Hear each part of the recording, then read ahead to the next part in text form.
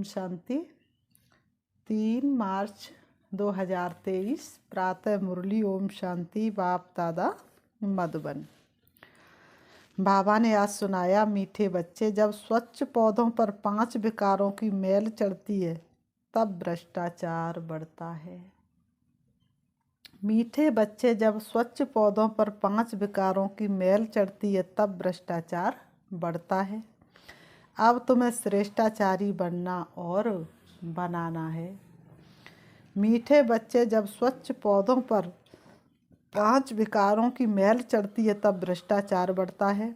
अब तुम्हें श्रेष्ठाचारी बनना और बनाना है।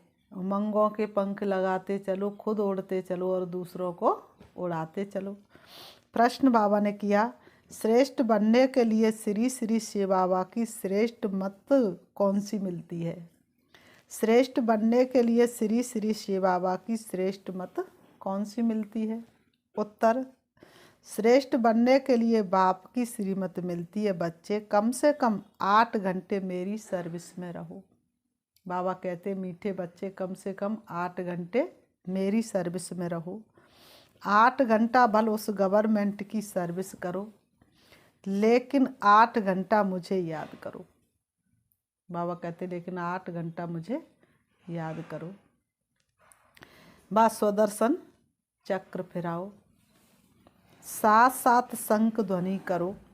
सबको कहो कि ग्रस्त विवार में रहते कमल फूल समान रहकर बाप से बरसा लो। गीत है, किसने ये सब खेल रचाया? ओम शांति। मीठे मीठे बच्चों ने गीत सुना। बच्चे पहले बहुत ही सतयुग के सुख भोगते थे, बहुत मस्त थे। कितनी सुंदर दुनिया थी। ऊदो मोय ब्रज बिसरत नाई, तब वो लता लगती थी शीतल। अब वो वही भानु की गुंजे। तो वही प्रकृति के 5 तत्व थे। सतयुग में सुखदायी थे। कलयुग में वही प्रकृति के 5 तत्व दुखदायी हो गए, क्योंकि मनुष्य आत्मा पतित बन गई, तमो प्रधान बन गई, तो तत्व भी तमो प्रधान हो गए। खुशियाँ ही खुशियाँ थी, सिर्फ भारत ही था और कोई खंड नहीं था। भारतवासी यथा राजा रानी तथा प्रजा सब बहुत मज़े में थे, खुशी में थे। कभी कोई भ्रष्टाचार नहीं होता था। सतयुग में देवी देवता श्रेष्ठाचारी थे, जिन्हों की कितनी महिमा गाई जाती है।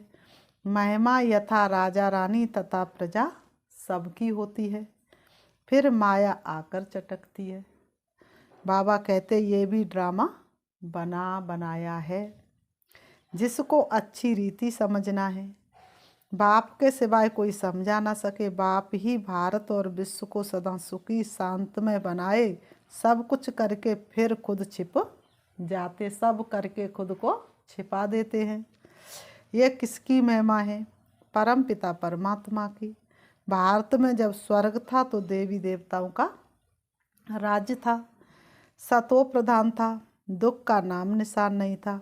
फिर आधा कल्प बाद रावण राज्य हुआ। द्वापर युग जैसे ही शुरू हुआ वैसे ही रावण ने प्रवेश कर लिया। सतयुग के देवताओं के लिए गाया जाता है, संपूर्ण निर्विकारी मर्यादा पुरुषोत्तम। वहाँ तो कभी भ्रष्टाचार हो नहीं सकता। सतयुग त्रेता में तो कभी भ्रष्टाचार हो नहीं सकता। वहाँ तो बाबा ने कहा श्रेष्ठाचारी था। पौधे जो स्वच्छ थे उन पर 5 विकारों की मैल चढ़ने से भ्रष्टाचार होते होते अब पूरा भ्रष्टाचार हो गया है। बाबा कहते, राजा रानी तथा प्रजा जो श्रेष्ठाचारी थे वह सब अभी भ्रष्टाचारी बन पड़े हैं। तो इसलिए सतयुग में राजा भी सुखी, प्रजा भी सुखी। कलयुग में राजा भी दुखी तो प्रजा भी दुखी, क्योंकि 5 विकारों ने पूरी तरह से सबके ऊपर अपना अधिकार कर लिया है। गाते भी है, मुझ निर्गुण हारे में कोई गुण नाई, आप ही तरस परोई। बाबा ने कहा, आप ही रहम करो। ओ गॉड फादर रहम मांगते हैं। देवी देवताओं के आगे जाकर कहते, हमको ऐसा बनाओ। ड्रामा को तो कोई जानते ही नहीं। ये फिल्म चल रही है 5000 वर्ष की है, इसको तो कोई जानते ही नहीं। वह फिर ऐसा कब बनेंगे? तो तुम श्रेष्ठाचारी थे, भ्रष्टाचार का नाम नहीं था। इस समय सभी मनुष्य भ्रष्ट बन पड़े हैं।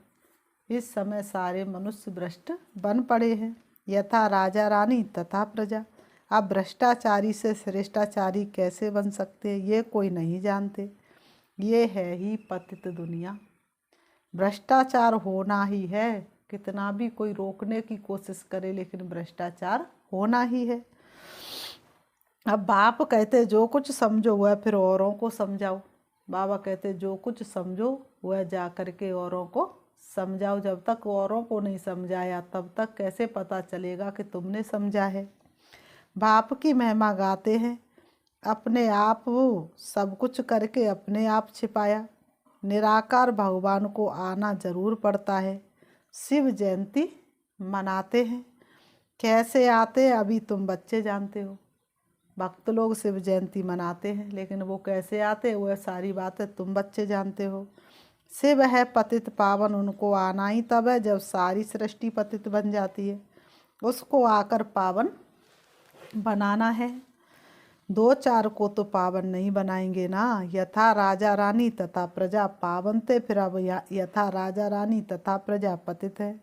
अभी तो राजा रानी है नहीं। जानते हैं राजे लोग थे, अब उनकी राजाई है नहीं।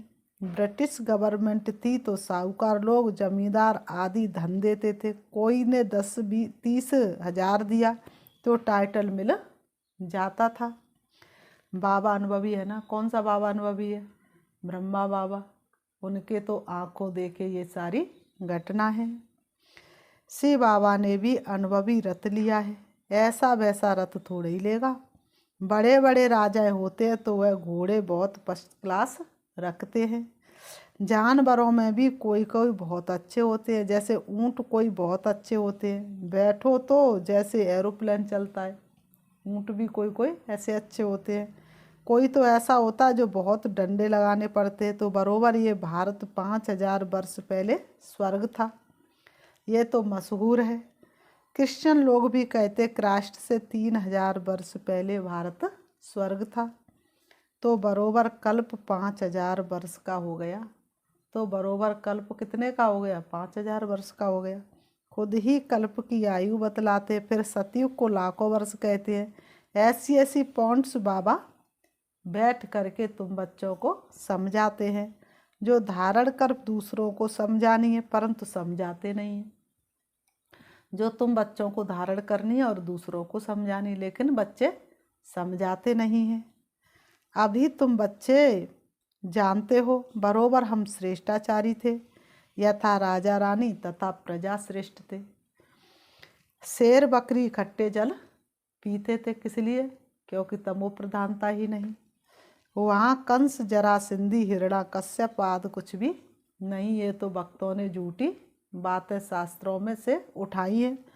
हिरण्यकश्यप आदि को सतयुग में और श्री कृष्ण को फिर द्वापर युग में ले गए हैं। कैसी अंधश्रद्धा वाली बात है। रावण को त्रेता में ले जाते हैं। सब असुरों के अलग अलग नाम दे देते हैं। कुंभकर्ण आदि भी सब असुरों के नाम है।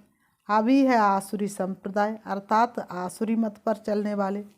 अभी सब कैसे? आसुरी संप्रदाय अर्थात आसुरी मत पर चलने वाले। अभी बाप आकर के क्या करते हैं? तुम बच्चों को श्रीमत देते हैं। जब सभी आसुरी मत पर चलने लग जाते तब बाप आकर श्रीमत देते हैं, जिससे तुम ब्राह्मण से देवता बनते हो। परमपिता परमात्मा ब्रह्मा के मुख कमल से ब्राह्मण देवता और क्षत्रिय धर्म की स्थापना करते हैं। दूसरा कोई धर्म वहाँ होता नहीं। सतयुग त्रेता में तो दूसरा कोई धर्म स्थापन हुआ ही नहीं। इसलिए तो वहाँ पर इतना सुख और आनंद होता। जब दो मत नहीं तो आनंद होना ही है।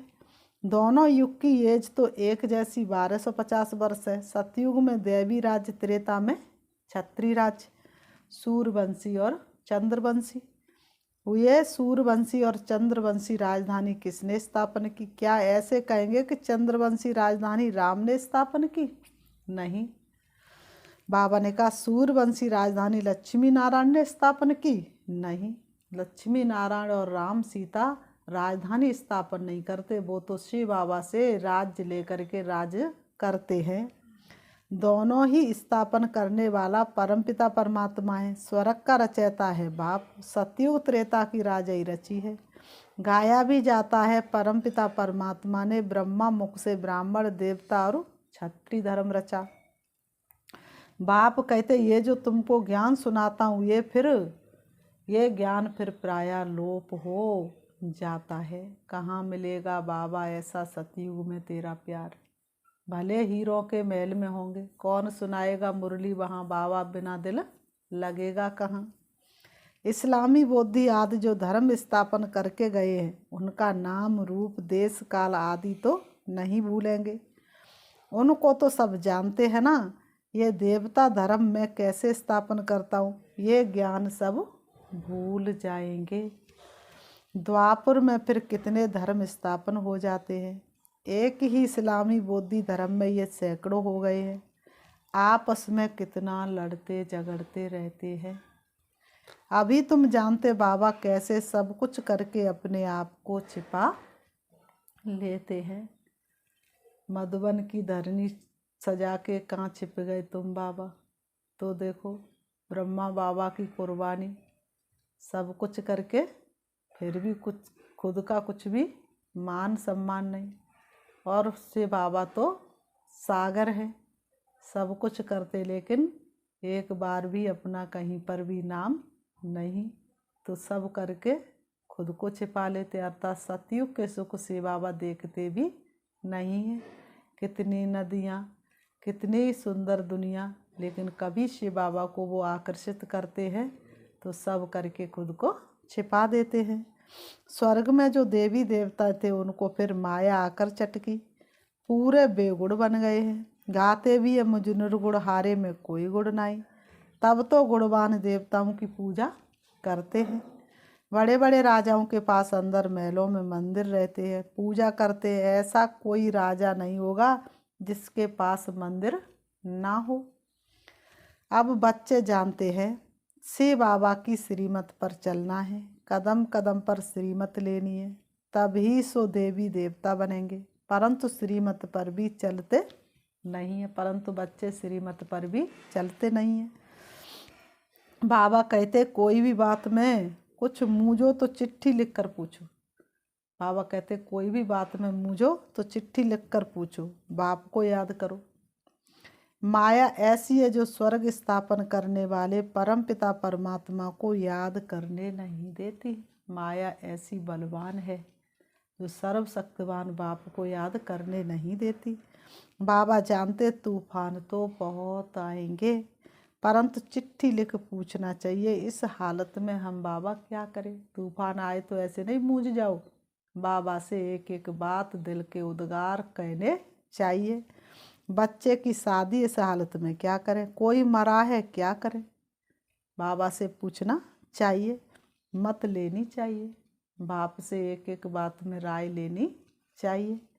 श्रेष्ठ बनना है तो श्रीमत पर चलना है। बाबा कहते श्रेष्ठ बनना है तो क्या करना है, श्रीमत पर चलना है। श्री कृष्ण की मत तो हो ना सके, श्री कृष्ण पतित दुनिया में कैसे आ सकता है। श्री कृष्ण की आत्मा खुद अंतिम जन्म में राजयोग सीख रही है। सिर्फ श्री कृष्ण की आत्मा है क्या, जो भी देवी देवता घराने वाले हैं वह ब्राह्मण बने हैं। कदम कदम श्रीमत पर चलना है, हर कदम पर श्रीमत देखनी है कि मेरा कोई कदम श्रीमत के विरुद्ध तो नहीं है ना। बाप कहते जितना हो सके बाप को याद करते रहो। तुम्हारे पापों का बोझा बहुत है, तुम्हारे सिर पर पापों का बोझा बहुत है। भले कोई गवर्नमेंट सर्विस में है, 8 घंटे गवर्नमेंट की नौकरी है, बाकी जो समय है उसमें याद करो। बाबा ने कहा भले ही गवर्नमेंट की नौकरी करते हो लेकिन 8 घंटा ही की तो ड्यूटी रहती है, और जो समय बचता है तो उसमें क्या करना है, बाप को याद करना है। कम से कम 8 घंटा तुम मेरी सर्विस करो, बाप को याद करो, सुदर्शन चक्र फिराओ, शंख ध्वनि करो। कौन सी, सबको कहो ग्रस्त व्यवहार में रहते कमल फूल समान रह करके बाप से भरोसा लो। सबसे यही बात कहनी है। बाप स्वर्ग रचते तो स्वर्ग का वर्षा मिलना चाहिए। भारत ही स्वर्ग का मालिक बनता है, अभी तो नरक का मालिक है। भारत ही सोने की चिड़िया विश्व गुरु कहलाता है और भारत ही लोहे की चिड़िया बन जाता है, पतित बन जाता है। भारत में ही भगवान को सर्वव्यापी कहते हैं। अभी तो नरक का मालिक है, नरक में दुखी होते हैं तब बाप को याद करते हैं, परंतु जानते नहीं कि बाप क्या देगा। बाप के लिए कहते सर्वव्यापी, बेहतर ठिक्कर में है। बाप कहते तुमने कितनी भूल की है। शिव बाबा कहते बच्चों तुमने कितनी भूल की है, बताओ मुझे पत्थर ठिक्कर में ही ठोक दिया है। परंतु ये भी ड्रामा में नूंद है। अब बाबा ने कहा उन भूले से बाहर निकलो। ये भक्ति याद करते करते तुम तंग हो गए हो, तुम्हें मिला तो कुछ भी नहीं, क्योंकि आत्मा परमात्मा का सत्य ज्ञान ना होने के कारण प्राप्ति कुछ भी हो नहीं सकती। अभी भक्ति भी विचारी हो गई है। मौत आकर सामने खड़ा है तो श्रीमत पर चलना चाहिए, परंतु बच्चे ऐसे बाप को भी भूल जाते हैं। माया रावण का राज्य कैसे चलता है ये भी कोई नहीं जानते। रावण का बुत जलाते हैं, ये पीछे रिवाज निकला है। रावण को जलाते, परंतु हर वर्ष रावण बड़ा हो जाता है। आगे 10 फुट का बनाते थे, फिर 15 फुट का बनाया, फिर 50 फुट, एकदम छत जितना लंबा बनाते हैं। बुद्ध का भी बहुत बड़ा चित्र बनाते हैं। इतने बड़े मनुष्य तो होते नहीं, ना सतयुग में होते ना अब है। बाबा ने कहा बेकार बड़े हो जाते तो फिर वो क्या करें, इतना बड़ा चित्र बना देते हैं। जास्ती में जास्ती मनुष्य 6 फुट होंगे, लक्ष्मी नारायण भी इतने ही होंगे। ऐसे नहीं वहाँ आयु बड़ी होती तो बड़े बन जाते हैं, नहीं, मनुष्य मनुष्य ही है। जैसे अभी देखते भिन्न भिन्न वैरायटी है, कोई काले कोई कैसे। भारत में सुंदर भी थे, अभी श्याम बने हैं। सुंदर बनाने वाला है बाबा, वह है हसीन मुसाफिर। ये तुमसे बात कर रहे हैं, वह हसीन मुसाफिर तुमसे बात कर रहे हैं, उनको भूलना नहीं चाहिए। इनको साकार को भल भूल भी जाओ, हमेशा समझो बाबा हम सजनियों को खूबसूरत परी ज़्यादा बनाते हैं। कहते हैं ना, एक तालाब है जहाँ डुबकी लगाने से मनुष्य परी बन जाते हैं। अभी तुम समझते हो ज्ञान सागर द्वारा ज्ञान की परी बन जाते हैं। अभी तुम समझते हो ज्ञान सागर के द्वारा हम ज्ञान की परी बन जाते हैं। अभी तो नरक की परी हो ना, अभी तो तुम किसकी परी हो, नरक की। भले कितना भी कोई फैशन करे, पाउडर आदि लगावे, फिर भी है तो नरक में ना। कोई से भी पूछो ये स्वर्ग है व नरक, कहते हैं साहूकारों के लिए स्वर्ग है। स्वर्ग नरक को भी जानते नहीं तो श्रीमत का ख्याल रखना चाहिए। श्रीमत को भी जानते नहीं। बाबा ने कहा जिसने इतना श्रेष्ठ बनाया उसको ही भूल गए, उनका नाम रूप गुम कर दिया है। गाते हैं, क्या गाते हैं, तो माता पिता हम बालक तेरे, तेरी कृपा से सुख घनेरे। अब माता किसको कहा जाता है ये तुम जानते हो जरूर। जिसमें बाप प्रवेश कर रचना रचते हैं उनको माता कहेंगे। यहाँ तुम समझते हो हम प्रजापिता ब्रह्मा की मुख वंशावली है, यहाँ तुम समझते हो कि हम प्रजापिता ब्रह्मा की मुख वंशावली है। शिव बाबा के पोत्रे पोत्रियाँ हैं। शिव बाबा के हम कौन ठहरे, पोत्रे पोत्रियाँ। तो बाप के भी नाम है। बीच में बाप दलाल जरूर चाहिए। जो तुम पोत्रे पोत्रियाँ कहलाओ, दादे से वर्षा लो तो ये दलाल है, ये दलाल है। इनसे वर्षा नहीं मिल सकता, दलाल से वर्षा नहीं मिल सकता। इनको भी वर्षा शिव बाबा से लेना है, शिव बाबा की मत पर चलना है। तुम बच्चों को किसकी, बाप की मत पर चलना है।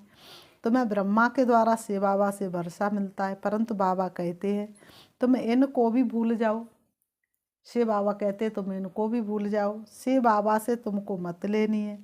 शिव जयंती मनाते परंतु बिल्कुल जानते नहीं। स्वर्ग बनाने वाले बाप का यादगार गुम कर दिया है, नरक बनाने वाले के यादगार रख दिए हैं। दिन प्रतिदिन भ्रष्टाचार होता जाता है, दिन प्रतिदिन भ्रष्टाचार बढ़ता ही जाता है। कोई को अगर क्रोध आता है तो समझना चाहिए हमारे में ये भूत है। अगर किसी को क्रोध आता तो समझना चाहिए हमारे में ये भूत है।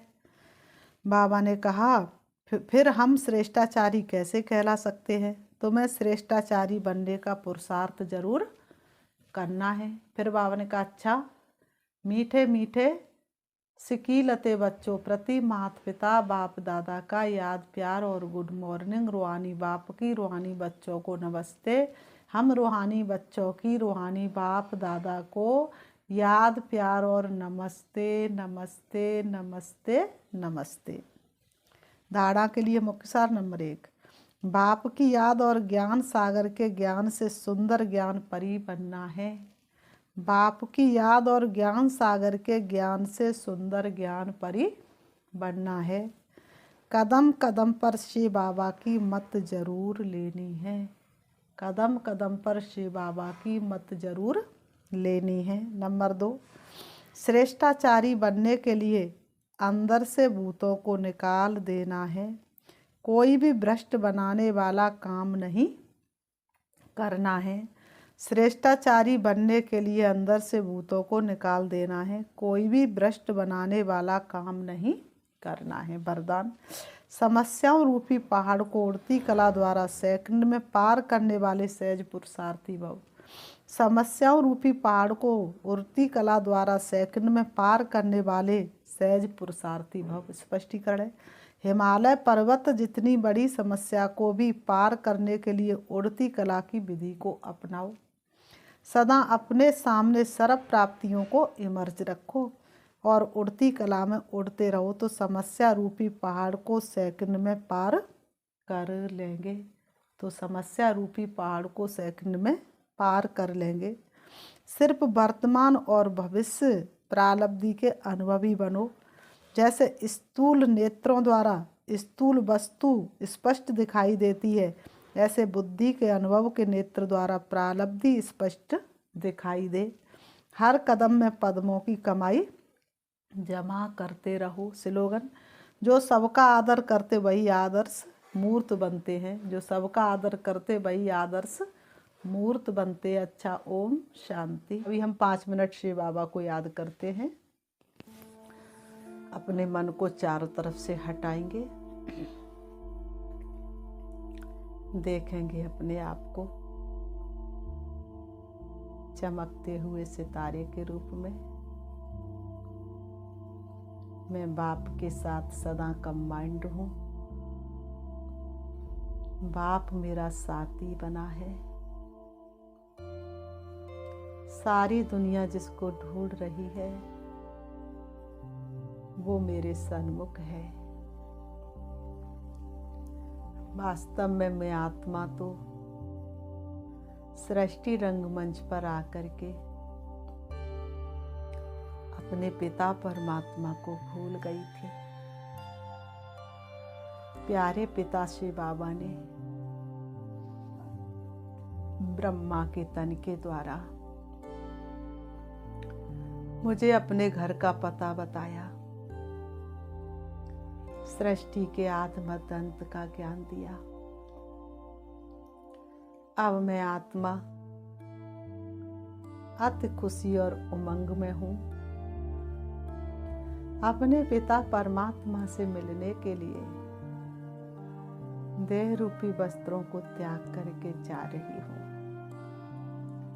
उड़ रही हूँ मैं आत्मा इस सृष्टि रंगमंच से दूर। खुले नीले आसमान में मैं आत्मा विचरण कर रही हूँ। उससे भी ऊपर सूरज चांद सितारों से पार, सूक्ष्म वतन से भी दूर अब मैं प्रवेश करती हूँ हल्के सुनहरे लाल रंग के आसमान में,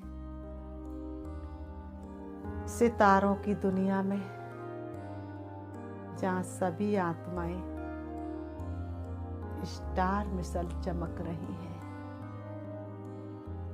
मैं उससे भी ऊपर देख रही हूँ अपने शिव बाबा को, जो रूप में बिंदु है लेकिन गुणों में सिंधु के समान है, जिसकी शांति की किरणें पूरे ब्रह्मांड में फैली हुई है। मैं आत्मा अपने पिता परमात्मा के सन्मुख पहुंच जाती हूँ। बाबा से मीठी मीठी गुणगान करती हूँ। बाबा कितने महान हैं। ऊंचे से ऊंच है। आपने मुझे क्या से क्या बना दिया। बाबा, मैं किन शब्दों में आपका धन्यवाद करूं। श्री बाबा से शक्तिशाली किरणें निकल निकल के मुझ में समाती जा रही है और मैं आत्मा सर्व गुण और शक्तियों से भरपूर हो रही हूँ। श्री बाबा से शक्ति लेकर मैं आत्मा परम धाम से नीचे, सूक्ष्म वतन से भी नीचे, तारागढ़ से भी नीचे, चंद्रमा से भी नीचे, सूरज से भी नीचे आ जाती हूँ। सृष्टि रंगमंच पर आकर के दोनों ब्रह्मों के बीच भ्रकुटी में विराजमान हो जाती हूँ।